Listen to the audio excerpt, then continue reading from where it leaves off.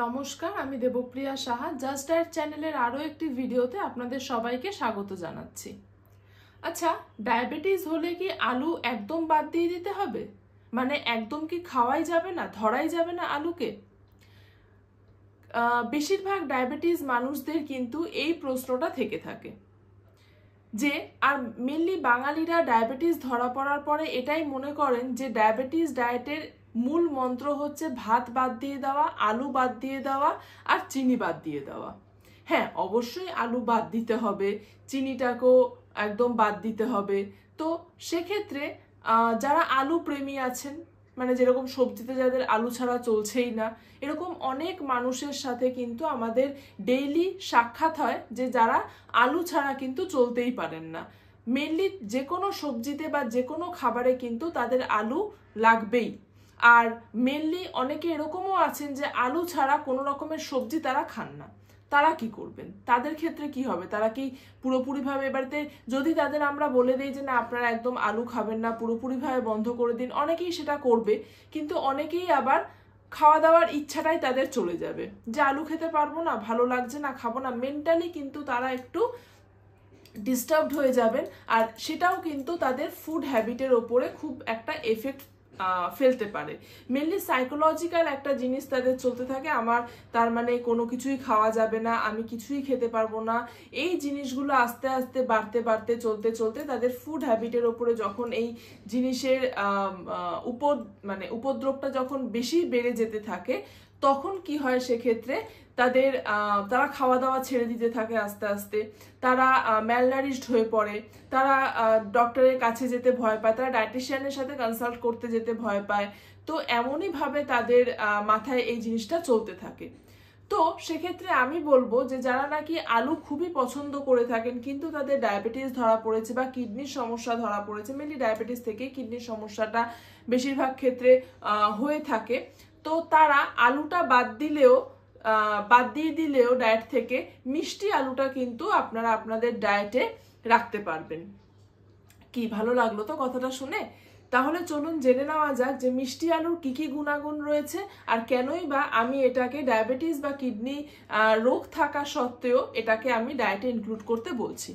প্রথমত, যদি আমি নিউট্রিশনালি দেখতে যাই তাহলে মিষ্টি আলুতে প্রোটিনের পরিমাণ আমি দেখব যে 1.27 গ্রাম পার 100 গ্রাম থাকছে, যেক্ষেত্রে আলুতে নর্মাল যে আলুতে প্রোটিনের পরিমাণ থাকছে 1.54 গ্রাম পার 100 গ্রাম, সামান্য হলেও কিন্তু বেশি।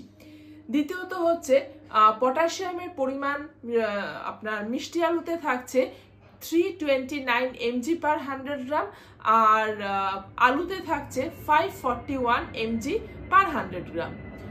আর ফাইবারের পরিমাণ থাকছে 3.94 গ্রাম পার 100 গ্রাম, আর এটা মিষ্টি আলুতে থাকছে।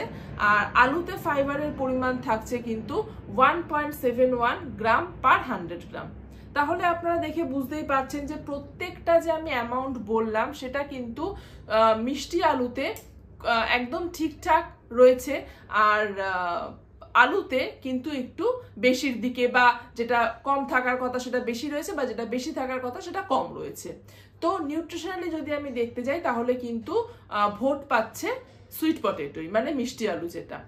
এবারে আমি আসছি যে ডায়াবেটিস যখন আছে পেশেন্টের, সেক্ষেত্রে গ্লাইসেমিক ইন্ডেক্স, গ্লাইসেমিক লোড, এই সমস্ত জিনিসগুলো আমি দেখতে বলেছিলাম। আমি আমার আগের ভিডিওতেও এটা আপনাদের জানিয়েছিলাম যে প্রত্যেকটা খাবারের গ্লাইসেমিক ইন্ডেক্স বা গ্লাইসেমিক লোড কত আছে সেটা দেখে কিন্তু একজন ডায়াবেটিস রুগীর ডায়েটটাকে আমরা নির্ধারণ করে থাকি।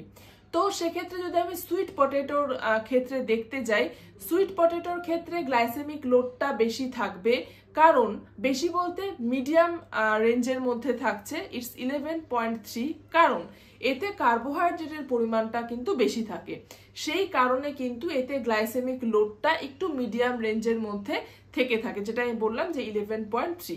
কিন্তু depending on the cooking varieties বা কিভাবে মেনলি রান্না করা হচ্ছে, মানে বেক করা হচ্ছে না ফ্রাই করা হচ্ছে না তাকে বয়েল করা হচ্ছে বা কোনো সবজিতে দিয়ে তাকে ভাজা ভাজা টাইপের কিছু করা হচ্ছে, এই সমস্ত বিভিন্ন রকমের কুকিং যে প্যাটার্নগুলো রয়েছে সেগুলোর ওপরে ডিপেন্ড করে কিন্তু তার গ্লাইসেমিক ইন্ডেক্সটা সুইট পটেটোর অনেক কম হয়ে যায়। মানে এটা লো গ্লাইসেমিক ইন্ডেক্স একটা ফুডসের মধ্যেই কিন্তু সুইট পটেটো পড়ছে আফটার কুকিং, যেটা কিনা এর গ্লাইসেমিক ইন্ডেক্সটা মেনলি ধরা হচ্ছে 54, মানে লো গ্লাইসেমিক ইন্ডেক্স ফুডসের মধ্যে কিন্তু এই সুইট পটেটোটা পড়ছে। তো লো গ্লাইসেমিক ইন্ডেক্স ফুডস মানেই হচ্ছে আমাদের শরীরে খাবারটা পৌঁছে ব্লাড সুগার লেভেলটা যখন ইনক্রিজ, মানে স্পাইকটা যখন উঠছে সেটাকে কিন্তু অনেকটা ভাবেও ডিক্রিজ করে দেয়। যে কোনো খাবার আমরা খাওয়ার পরেই সেটা গ্লুকোজে পরিণত হচ্ছে, বা প্রোটিন খাওয়ার পরে আমাদের সেটা অ্যামাইনো অ্যাসিডে পরিণত হচ্ছে, ফ্যাট জাতীয় জিনিস কিছু খাওয়ার পরে সেটা ফ্যাটি অ্যাসিডে পরিণত হচ্ছে, সেম সেরকম কার্বোহাইড্রেট জাতীয় কিছু খাওয়ার পর সেটা কিন্তু গ্লুকোজে পরিণত হয়। তো যখন আমরা কার্বোহাইড্রেট জাতীয় কোনো খাবার খাচ্ছি, লাইক মিষ্টি আলু যখন খাচ্ছি আমরা, সেটা কিন্তু গ্লুকোজে পরিণত হচ্ছে। গ্লুকোজে পরিণত হয়ে সেটা কিন্তু যারা ডায়াবেটিক রোগী রয়েছেন, ইনসুলিন তাদের শরীরে ঠিকঠাক করে কাজ করছে না, বা কিছু কিছু ক্ষেত্রে টাইপ 1 ডায়াবেটিসের ক্ষেত্রে ইনসুলিনটা তৈরি হচ্ছে না। তো সেক্ষেত্রে কি হচ্ছে, ওই গ্লুকোজটা কিন্তু রক্তের মধ্যে মিশে যাচ্ছে, মানে রক্তে কিন্তু গ্লুকোজের পরিমাণটা বেড়ে যাচ্ছে। এটাই তো মেনলি ডায়াবেটিস হয়ে থাকে। আর তো সেক্ষেত্রে কি হয়, যদি আমরা লো গ্লাইসেমিক ইন্ডেক্স ফুড খেয়ে থাকি, এই যে রক্তে মিশে গিয়ে যে গ্লুকোজের পরিমাণটা যে বেড়ে যায় রক্তে, এই স্পাইকটাকে কিন্তু অনেকটা ডিক্রিজ করে দেয় এই সমস্ত মানে লো গ্লাইসেমিক ইন্ডেক্স ফুডসগুলো। আশা করি বুঝতে পারলেন আপনারা। নেক্সট আমি এবারে বলবো যে এর কিছু না, প্রচুর পরিমাণে এর অ্যাডভান্টেজেস রয়েছে, হেলথ বেনিফিটস রয়েছে, যেগুলো কিনা আমি এক এক করে বলছি আপনাদেরকে। প্রথমত যদি আমি বলি সেটা হচ্ছে ফাইবার, মোস্ট ইম্পর্টেন্ট, যেটা আমি বললাম যে প্রচুর পরিমাণে ফাইবার এই মিষ্টি আলুর মধ্যে থেকে থাকে। তো ওয়েট রিডিউসিং ডায়েটের ক্ষেত্রেও মিষ্টি আলুটাকে এই জন্য ইনক্লুড করি আমরা। আর কনস্টিপেশনটাকে প্রিভেন্ট করতে অনেকটা সাহায্য করে, যেটা কিনা কিডনি রোগীদের প্রচুর একটা সমস্যা থেকে থাকে কনস্টিপেশন হওয়া, তো সেটাও হেল্প করে থাকে। ডায়াবেটিস রোগীদের বারবার খিদে পাওয়ার একটা সিমটমস থেকে থাকে, তো যদি আমরা ফাইবার রিচ খাবারটা বেশি খাই, ডায়েটে যদি বেশি রাখি, তাহলে কিন্তু পেটটা আমাদের অনেকক্ষণ ভরা থাকে, আর এই বারবার খিদে পাওয়ার সিমটমসটাও কিন্তু দেখা যায় না সেক্ষেত্রে। দ্বিতীয়ত হচ্ছে গিয়ে এতে অ্যান্টিঅক্সিডেন্ট কিন্তু প্রচুর পরিমাণে থেকে থাকে, ক্যারোটিনয়েডস থাকছে, ফিনাইল প্রোপানয়েডস থাকছে, এই সমস্ত অ্যান্টিঅক্সিডেন্টস গুলো কিন্তু একটা অ্যান্টি ইনফ্লামেটারি প্রপার্টিস কিছু রয়েছে, যেটা কিনা আমাদের শরীরের জন্য অনেকটা হেল্পফুল। নেক্সট হচ্ছে গিয়ে, আর হ্যাঁ আরেকটা জিনিস যেটা বলতে আমি ভুলে গেলাম, যেটা হচ্ছে গিয়ে পার্পেল কালারের যে সমস্ত মিষ্টি আলুগুলো রয়েছে, সেক্ষেত্রে সেটার মধ্যে কিন্তু অ্যান্টিঅক্সিডেন্টের ভাগটা অনেকটা বেশি থাকছে, তো সেটা কিন্তু ক্যান্সারের মতনও যে ডিজিজটা রয়েছে সেটা কিন্তু অনেকটা কম করতে সাহায্য করে থাকে। নেক্সট হচ্ছে গিয়ে পলিফেনোলিক কিছু কম্পাউন্ডস থাকছে এই মিষ্টি আলুর মধ্যে, যেটা কিনা চোখের জন্য খুবই ভালো। মেনলি বিটা ক্যারোটিন থাকছে, যেটা পরবর্তীকালে ভিটামিন এ তে কনভার্ট হয়ে আমাদের ভিটামিন এ ডেফিসিয়েন্সিকে হওয়ার থেকে রোধ করছে, যেটা কিনা নাইট ভিশনের জন্য কিন্তু খুবই দরকারি এই ভিটামিন এ। নেক্সট হচ্ছে গিয়ে কিছু আমাদের ইমিউন সিস্টেমকে কিন্তু এটা হেলদি রাখতে সাহায্য করে থাকে, গাট ফাংশনকে অনেকটা এটা হেলদি রাখতে সাহায্য করে due to its antioxidant property. Next হচ্ছে এতে প্রচুর পরিমাণে ভিটামিন B6 থেকে থাকে। এই ভিটামিন B6 কিন্তু সেরোটোনিন নামক একটা নিউরোট্রান্সমিটারের সিক্রিশনকে কিন্তু রেগুলেট করে থাকে, যেটা কিনা আমাদের মুডটাকে রেগুলেট করে, কখনো হ্যাপি কখনো খারাপ, এই মুড রেগুলেশনটাকে কিন্তু সেটা হেল্প করে থাকে। এছাড়াও মিষ্টি আলুতে অ্যান্থোসায়ানিন নামে এক রকমের আমাদের অ্যান্টিঅক্সিডেন্ট থেকে থাকে, যেটা কিনা আমাদের মেমোরিকে অনেকটা ইমপ্রুভ করতে সাহায্য করে। নেক্সট হচ্ছে গিয়ে এটা ব্যাড কোলেস্টেরলকে ডিক্রিজ করতে সাহায্য করছে, আর আমাদের সোডিয়াম লেভেলকে এটা মেনটেন করছে, তো আমাদের শরীরে কিন্তু ব্লাড প্রেশারের যে রেগুলেশন সেটাও কিন্তু ঠিকঠাক থাকছে। তো এটা কিন্তু very much important for a kidney patient, যে এই ব্লাড প্রেশারের যে কন্ট্রোলটা, এটাও কিন্তু খুব একটা ইম্পর্টেন্ট জিনিস কিডনি পেশেন্টদের ক্ষেত্রে। আর যেহেতু ব্যাড কোলেস্টেরলকে কম করছে, তো এটা হার্টটাকেও কিন্তু হেলদি রাখতে সাহায্য করছে।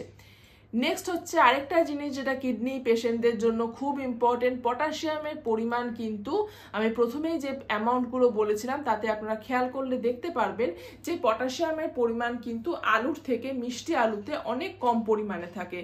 আলুতে 541 আর সেক্ষেত্রে মিষ্টি আলুতে 329, অনেকটাই কম থাকছে। মোটামুটি মডারেট অ্যামাউন্টের ফুডসগুলোর মধ্যে আমরা কিন্তু মিষ্টি আলুকে রাখতে পারি। আর তো সেক্ষেত্রে আপনারা মানে কিডনি রোগীরা যারা আছেন তারা কিন্তু মিষ্টি আলুটাকে আপনাদের ডায়েটে ইনক্লুড করতে পারেন। নেক্সট হচ্ছে ভিটামিন সি প্রচুর পরিমাণে থাকে, যেটা কিনা আমাদের স্কিন আর হেয়ারের জন্য খুব ভালো। এছাড়াও প্রেগনেন্ট মহিলা যারা রয়েছেন তারা কিন্তু এই মিষ্টি আলুটাকে আপনাদের ডায়েটে ইনক্লুড করতে পারেন ফ্রম 3rd সেমিস্টার, আপনাদের জন্য মেনলি খুব ভালো এটা। তো এতগুলো গুণাগুণ রয়েছে মিষ্টি আলুর, তো সেক্ষেত্রে কিন্তু আমি বলবো অবশ্যই আপনারা আপনাদের ডায়েটে এই মিষ্টি আলুটাকে কিন্তু অ্যাড করবেন।